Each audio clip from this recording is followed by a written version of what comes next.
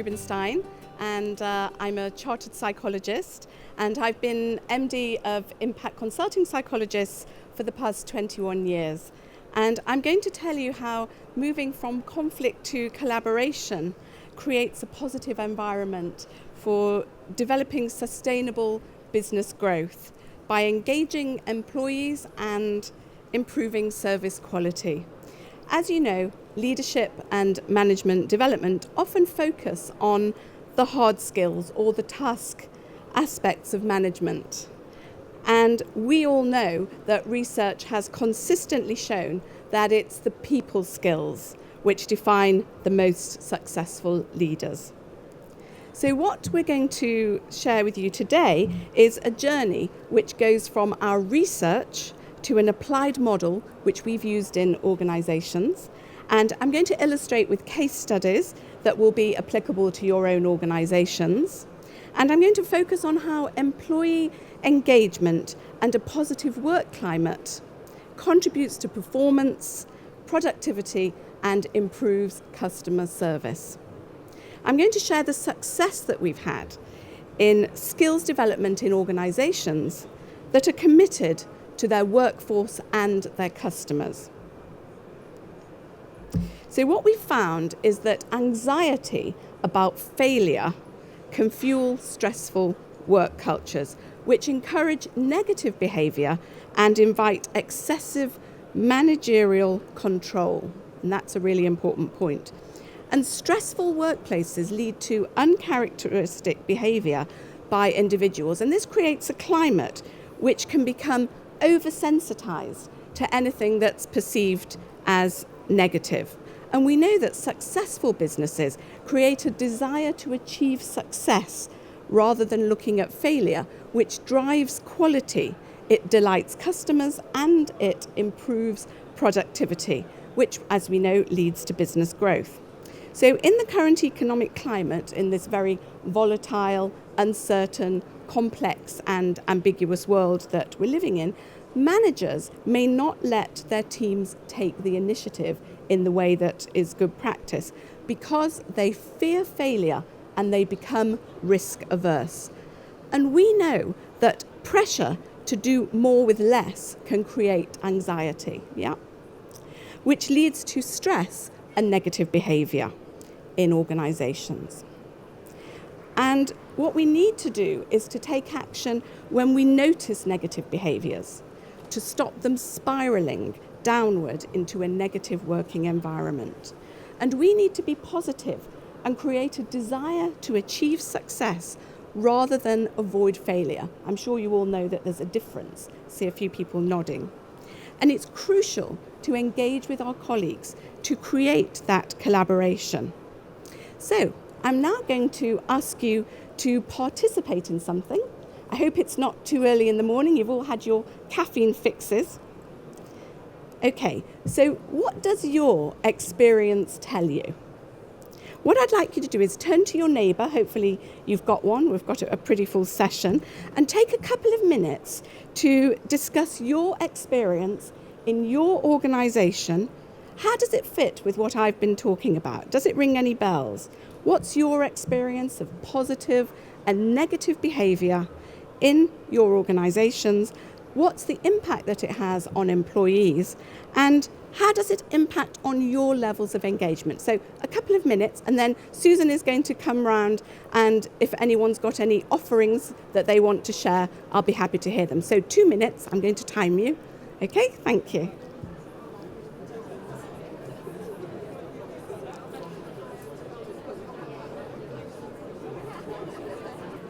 Time flies when you're having fun. Okay, can I ask if anyone has any observations that they're willing to share? And Susan's going to come next. Can you just put your hand up if there's anything that you'd like to share with us? Yeah? Anyone? Yes, okay, the lady over there.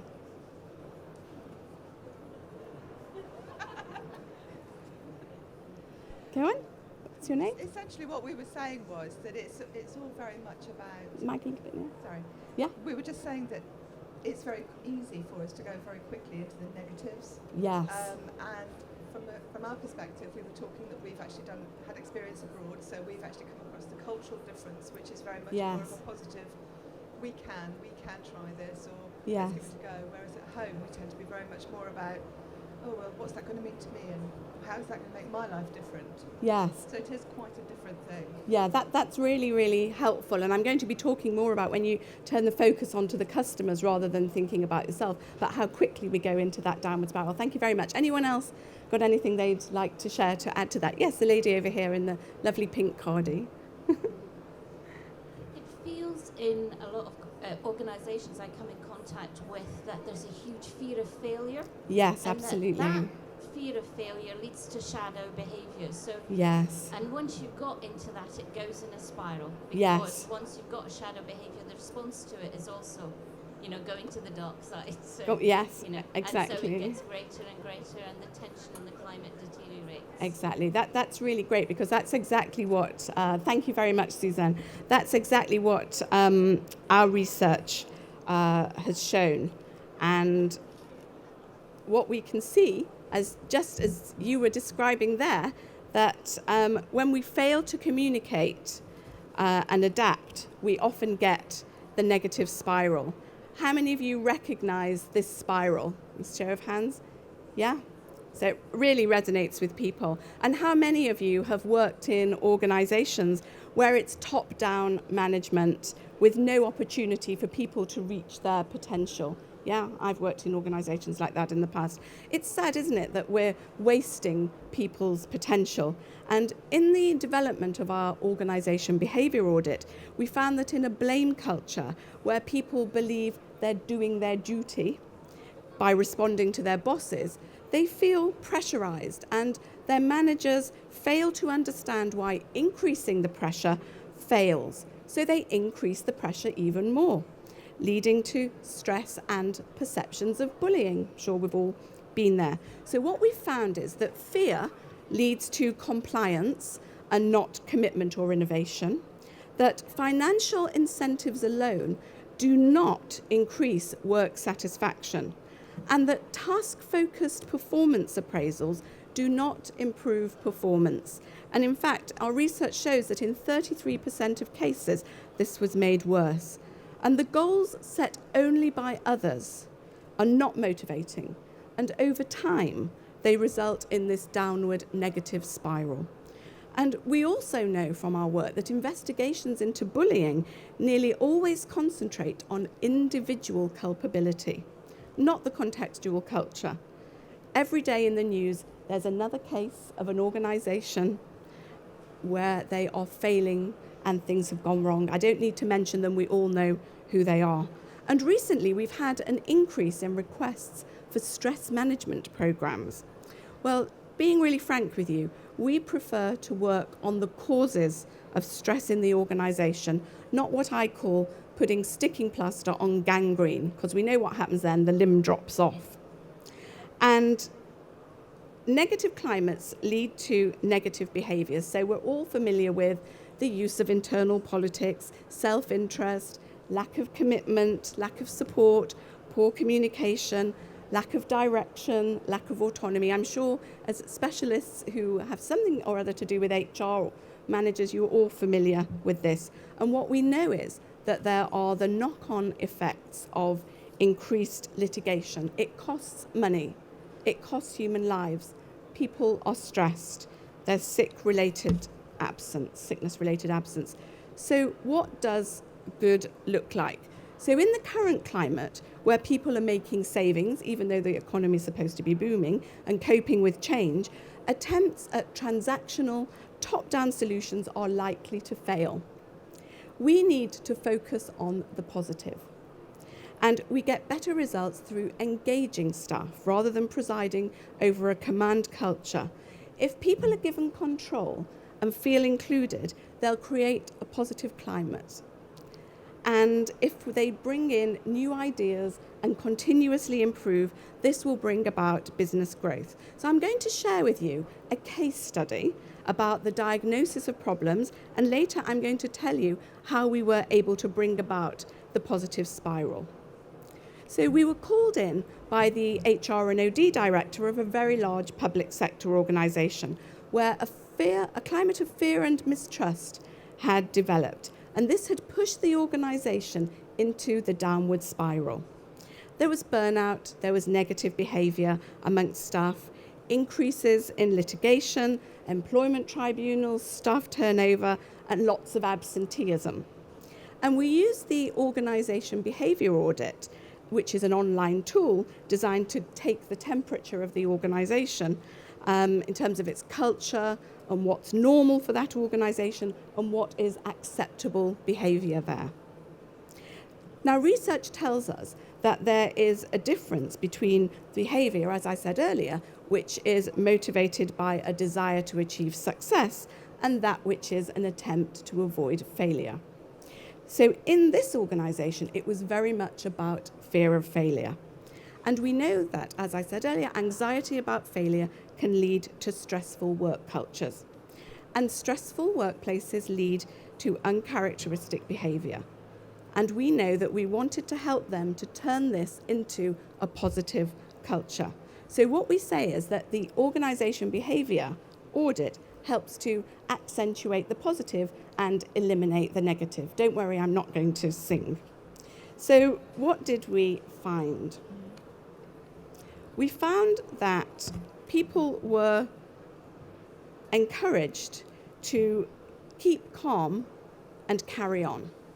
That's not always the best way. My colleague over here was saying that in different cultures they have a different thing. This is very British. We keep calm and carry on. But what we found was that there was a climate of overload and disempowerment. There was a culture of gossip, and the grapevine was absolutely rampant. There were significant relationships between individual experiences of stress and negative perceptions in all areas of the business. And the impact of the behaviour was dependent on different personality types. So you experienced it, the severity of it according to your personality type, and the way people enacted it was according to their personality type. And this was statistically significant in the survey. There were low levels of employee engagement, and the majority of respondents, about 65%, thought themselves to be under too much stress. And 12% felt that they were suffering the consequences of extremely high pressure. Now, this is really serious. Can you imagine working in this organisation? But what was really helpful was that the survey was able to identify where exactly in the organisation this was occurring so that action could be taken. Staff weren't engaged, there was a lack of collaboration, and this had contributed to the negative behaviours. And once we pinpointed this, we were able to make positive interventions. And this resulted in increased engagement and increased results. And what's interesting is that part of our research showed a sustained difference 3 years after the intervention. So often, as professionals, we go in and we don't know what's happened. But here we have evidence that something did happen. And the head of department reported favourably. So, avoiding negative cultures. If an engaged employee is one who is fully absorbed by and enthusiastic about their work and takes positive action to further the organisation's reputation and interests, this is a good thing, not as in the cartoon here. Okay. I like Dilbert cartoons. They have a lot to say. So what about research? So what we know is that destructive conflict comes from a negative culture, and that creating an environment that supports high performance is most important. So when people know what it is that they're supposed to do, they have clear goals, they have appropriate leadership, they are willing to give more. How many people have found that in their organisations? Yeah, absolutely. And they perform at higher levels and they're more productive. And that's why engagement matters, and that's why we should care, because it affects the bottom line. So in a study of professional service firms, those with engaged employees were 43% more productive. And Conrad found that high involvement management practices increased employee morale, retention, and financial performance, which is what we're told is most important.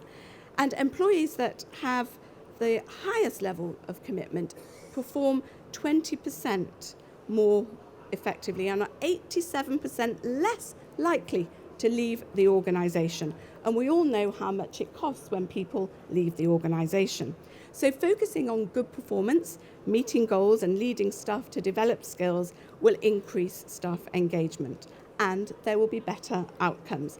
And we have to get a match between what our colleagues in our organisations want and need and what our organisations need. And this then brings about balance. So what we look for in our work is balance. So I'm going to tell you about the psychological model which we used for the interventions. Now, this model is based on research by my colleague, Dr. Phil Bardsill at Manchester Business School, with about £500,000 of funded research investment, which was amazing. And what he found was that customer perceptions of service quality relate to the way that staff are managed. There's a direct link between customer perceptions of service quality and the way that staff are managed and led in their organisations. So if people are treated well and feel fulfilled in their work, they are more likely to treat their customers well. And if they're not treated with respect and are not receiving the right amount of support and challenge, which is important, they are less likely to treat their customers well. This all seems like common sense, and you might be thinking, we didn't need psychologists to do research to tell us that. Well, actually, we think you did need that, because despite it appearing to be common sense, as I said earlier, there are many organisations that do not focus on increasing customer service through making sure that employees are engaged and are clear about what they're doing. So Psychologica, the model, links the service experiences of customers with organisational behaviours. And if you look at the model on the screen, you'll see that the blue zone is our organisational strategy. The red zone are the tangible outcomes of what we do, what we see. And the yellow zone is how we engage with people. Okay? So what we know is what often goes wrong are communication. Yeah? How many people are working on communication problems? Several. That's how we share our strategic ideas with our teams. Adaptation, how we flex our actions to suit the different types of people that we're dealing with. And organisation, how we manage our actions to achieve our strategy. So when these 6 areas are in balance, we have true leadership, which enables people to sign up to a vision of the organisation, where it's going, to tune into the values of the organisation that bring meaning into our work lives and motivates us to achieve for our customers and the organisation. So how do we achieve shared values? Well, we recruit people not just for their skills, but also for their values. By training people, this will be music to your ears, and keeping them engaged, focusing on continuous feedback, not just an appraisal once a year, a tick box exercise. So leaders play a central role in creating that climate. And this can be shown through the interactions that we have at work. So remember, I was just talking about green for communication and orange for adaptation. So green, how we communicate assertively, and orange, how we adapt our behaviour. And there are 4 positions. The matrix shows these positions, and it's important to remember that at different times we are all in all of these positions. There isn't one right or wrong. So on my top left, we have the demanding position. So this is the I'm right, you're wrong in extreme. So this is the person who may want to dominate. And sometimes when this goes too far, it can result in a blame culture. The bottom right is the accommodating person. Sometimes they want to appease the person in the top left quadrant, and often we find people like this working together. But as I said, we all do these things. So if there was a fire now, I would move into the demanding quadrant and demand that you all left the building. So we see that it is important. bottom left is avoidant. Everything's wrong. I'm sure we recognise people who have unfortunately moved into this quadrant, and that means that they're neither assertive nor adaptive. But what we're wanting to have, about 70 to 75% of the time, is to be assertive and adaptive, which means that we're in the collaborating quadrant. Integration and a culture of inclusion. So this is an extremely useful concept for when you're coaching people about interpersonal styles or internal politics or managing difficult conversations. And the aim is to identify where you are and where the other person is.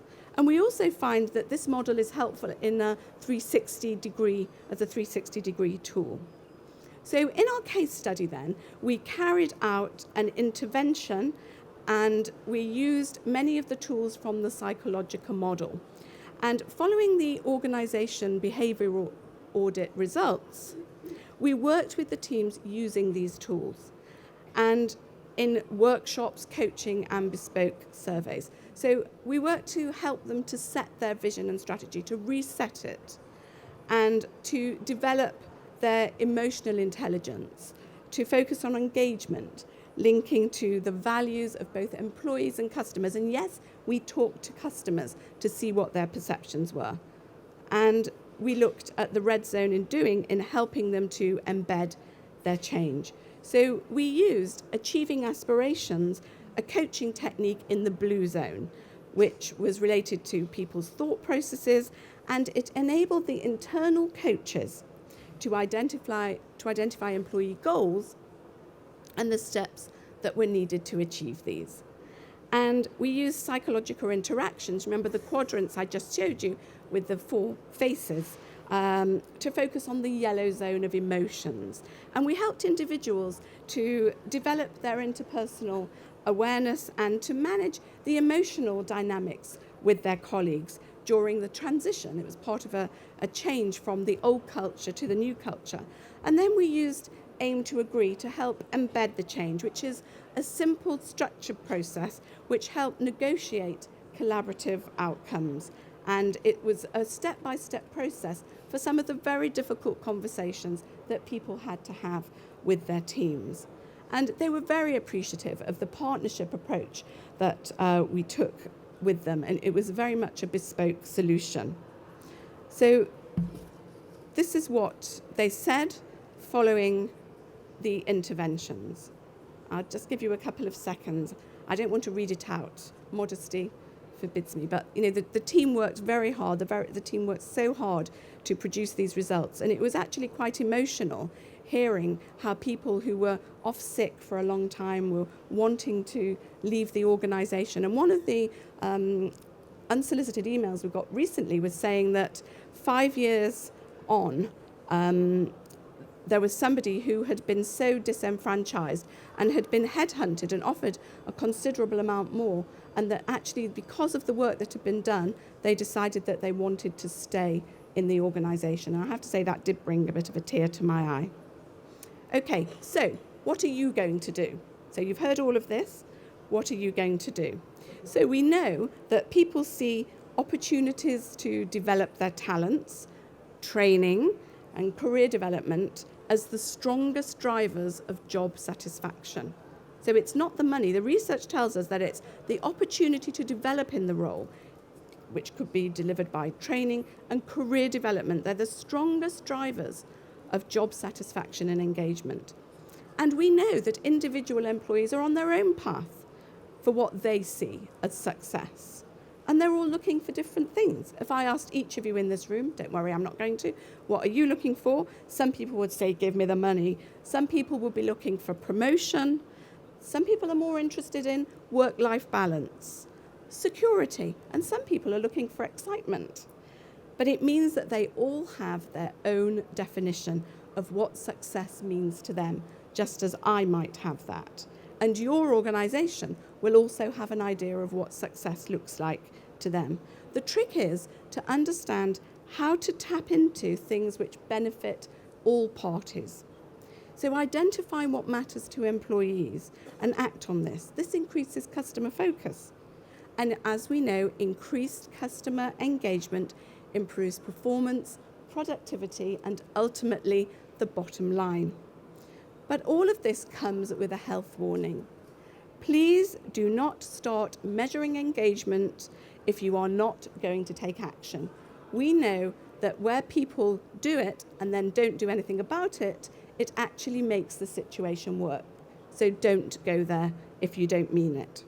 So what I'd like you to do is, again, take a moment to think about the one thing that you're going to do differently as a result of what I've been talking about. So you can have a bit of introspection for 30 seconds or a minute. I'm going to give you time to jot something down or think about it, and then I'm going to take some offerings from the floor. So I'll give you a minute to think. Okay, any ideas that anyone wants to share of actions they're going to take as a result of what I've been talking about?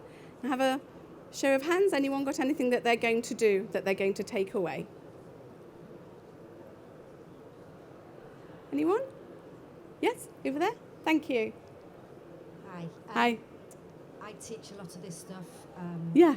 engagement. So for me, the real crux is the figures and the facts that Absolutely. businesses really want to hear. So Yes. thank you for putting those up. Those are Great. really useful for everybody. Okay, good. Thank you very much. That's really helpful. Thank you. So I know we're running out of time. So what I'm going to say to you is that if you have any specific questions, please catch me afterwards or on stand 100. And if any of you want the slides, so my colleague here was just talking about the figures. If you give me your card afterwards, I can send the slides to people. And if you want any further information. Are there any questions that anyone has? We've got 30 seconds for questions. Is there anything that anyone wanted to ask? Yes, the same lady. Thank you. Why do you think we're traditionally so dreadful in the UK about talking about this stuff? I do think it is a cultural thing that probably comes from my slide before, the keep calm and carry on and stiff upper lip. And we see it as being a little bit too American. But what I think, by showing the figures and showing that the bottom line is affected, it really does make a difference. Okay, time's up. Thank you, everyone. I really appreciate it. Thank you.